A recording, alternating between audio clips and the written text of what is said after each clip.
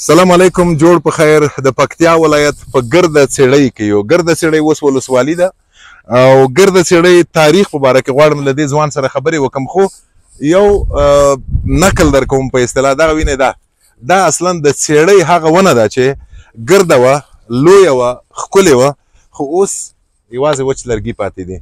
د همدې نه دغه سیمه د ګردې څېړۍ یعنې د دغې څېړۍ په نامه یادېږي. حاجي صاحب ستړی ماشې، اول خو د نوم ورته وښیه، څه نام یې؟ زما نوم سید علم دی. سید علمه، نو تو په زړه کېږي که نه دا ګرده څېړۍ چې دا وچه نه وه، شنه وه، هغه وخت دې په زړه کېږي؟ خو نو ته لږ ورته ووایه دا ګردې څېړۍ نوم یې کومه نه روغلی دی؟ دا ګرده څېړۍ نوم خو دغه نه روغلی ده چې دغه اوله ټکه شنه وه. دغه لوند به خلک دلته چې وه مثال هغه به وي دغه چې دلته به دعا وه که نه د خلکو چې دا څه لانجې به وي، بیا به روغلی دغه لوند به خپل نوس وي، په دې ځای کې به یې مجلس راکړو، خبرې به سره کړې او دغه ځای و په دغه ځای باندې مثال که خدای کړه دلته په دغه ځای کې مخکې دلته یوه دوه مزارین مکله کړه، په دغه ځای کې پروت وي.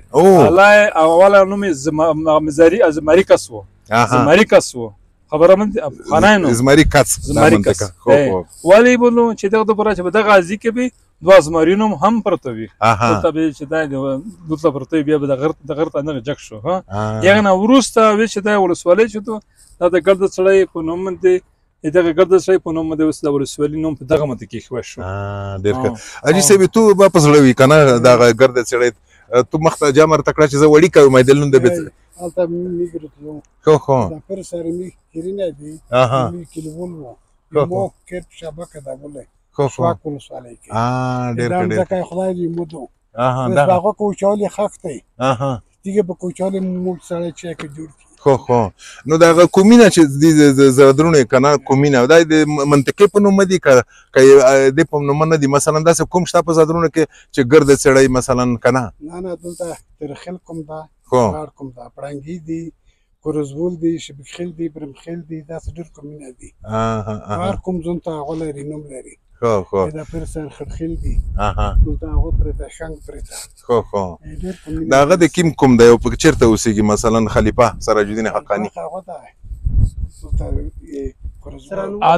سران ده، سرانول سرانول کې بیا په قوم ستونخیل ده.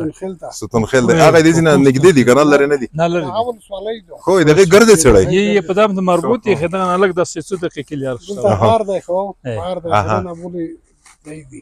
خو نو بس ژوندي ده وایي او همدې ځای در سره مخه کوو. دا ځوانان مو ولیدل او د ګردې څېړۍ په تاریخ سره وغږېدو. د همدې ونې په نوم اوس همدا ولسوالي نومېږي ګرده څېړۍ. خو له بده مرغه ګرده څېړۍ اوس ژوندۍ نه ده. په دې هیله چې د افغانستان خلک ژوندي وي، روغ وي، تکړه وي او له جګړو په امان وي. روغ اوسئ.